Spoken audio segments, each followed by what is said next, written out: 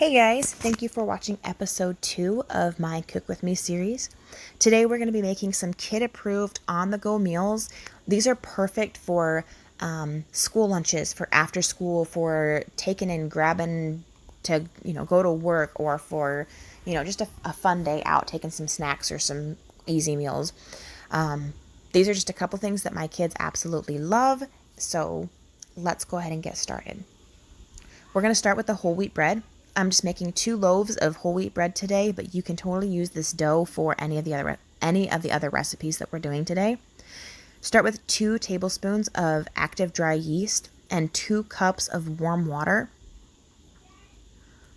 You're going to go ahead, just mix that together, just pour that over top of it, it'll mix itself, and then you're going to let it set for about 10 to 15 minutes to proof the yeast. When the yeast is done, it is going to look a little bit fluffy like it does like you can see in the video. Add 4 tablespoons of sugar, and just get that started going, mixing up. I add 4 tablespoons of sugar. It seems like a lot, but I like my wheat bread a little bit sweeter.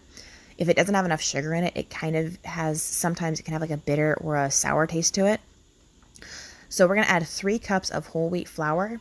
I just get my flour in the bulk section at my grocery store, but you can use any whole wheat flour that you want to. So add 3 cups and mix that until it's almost totally incorporated. After that, you're going to add 2 tablespoons of salt and 2 tablespoons of olive oil.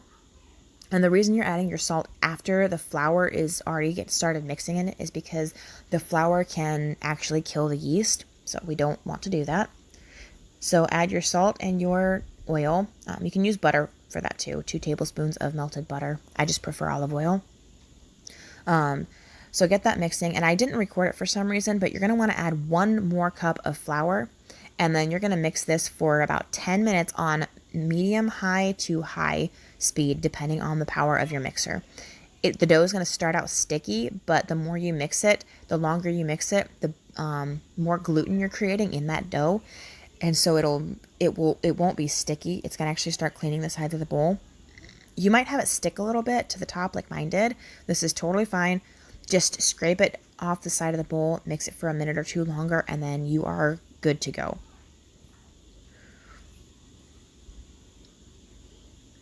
And just a side note, guys, I'm making my own dough. You can get like store-bought pizza dough. If you're not into making bread or anything like that, go get the store-bought pizza dough.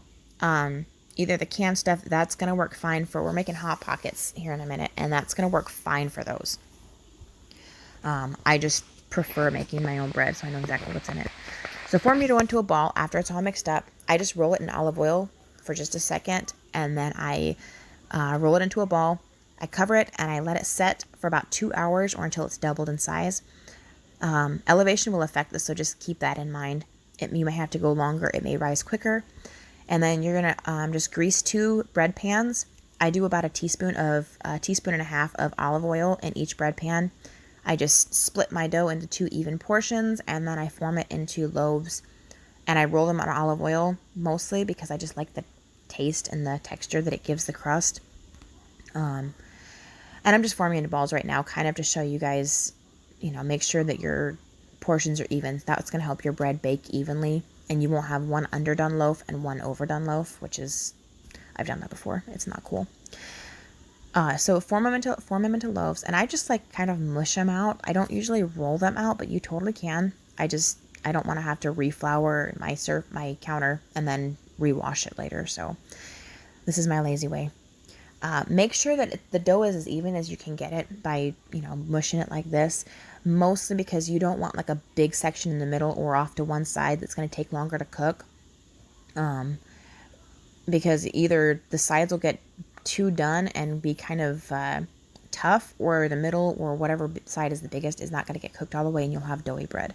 So just kind of mush it out, make sure that it's as even as you can possibly get it, and then like I said, roll it in the olive oil. And then you're going to cover it, and you're going to let it set for about 2 hours. This is, again, elevation is going to affect that. So when it's after it rises for that second time, go ahead and bake it at 350 for about 35 minutes. Check it after 25 minutes.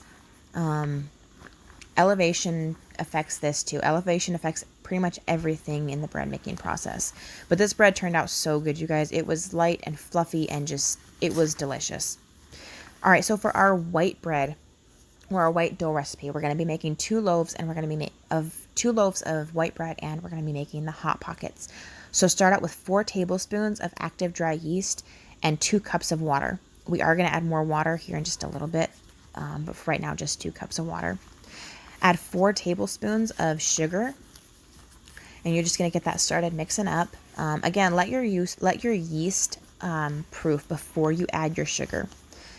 4 tablespoons of olive oil or melted butter, whichever you prefer. And then just let that start to get mixed up. And then I added 2 cups of water. I'm not sure why I didn't record that again. This is a new process for me, so bear with me. But I added 2 extra cups of water for a full amount of, I can't think right now, 4 cups of water. And then I added about 3 cups of all-purpose white flour. And I'm just going to mix that here for just a minute until it's mostly incorporated and the dough is kind of a smooth consistency. All right, after that, go ahead and add 2 more cups of flour. So you have 5 cups of flour total right now, and you're going to let that mix up until it's mostly incorporated. And then add your salt. You don't see it because I added it on the wrong side of the camera, but add 2 tablespoons of salt to your mix, again, so you don't kill your yeast. And then add 3 more cups of flour. Once it gets to this this kind of runny, super sticky consistency. Mix it on low until most of the flour is incorporated, and then you're going to mix it on high. You're not going to mix it for the full 10 minutes like you did for the wheat bread, but for this, you're going to mix it for 10, maybe 5 to 10 minutes, maybe, until it's pulling away from the sides of the bowl and it's not sticking to the bowl. The dough will still be sticky, it just won't stick to the bowl when it's mixing. But this is the consistency that you want, because after you've let it rise and then after you've formed it into your Hot Pockets or your bread loaves and let it rise again, this is going to be so light and fluffy. I still can't get over the consistency that this bread had. It was absolutely amazing. And it holds up really, really well for sandwiches. It is kind of a pain to deal with because, as you can see, it's pretty sticky, but this is exactly what you want. So just like the wheat bread, you're going to roll it in olive oil, form it into a ball, and then you're going to cover it and let it rise for anywhere from 2 hours to however long it takes. Where you're at, it might take less time. So just keep an eye on it, but definitely cover it. This one, I don't cover it in a towel. I cover it in saran wrap, and then I make sure to stick it in a warm, dry area. My house is fairly dry, so I just stick it right on top of my stove. Once it's doubled in size, go ahead and punch it down, and you're going to split it into 2 sections. You'll see here in just a second. This dough it's really, really good. It's kind of, my grandma had a recipe she gave us years ago called Easy Mixer Bread, and this is kind of a spin off of that.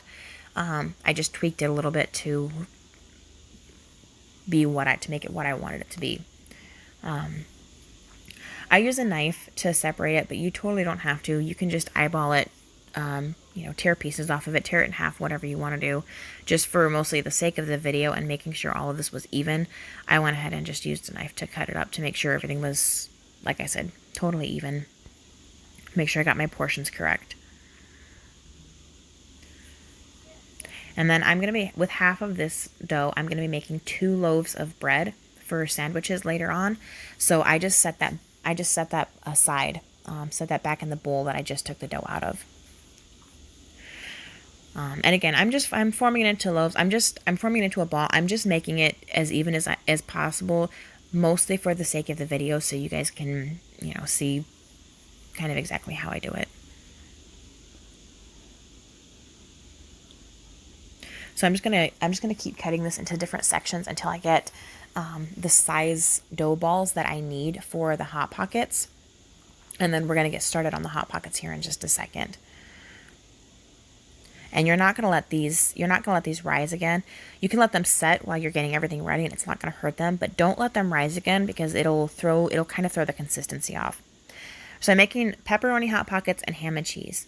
I'm using 2 cups of cheese for the pepperoni ones, mozzarella for the ham and cheese ones, like the cheddar or Colby Jack mix.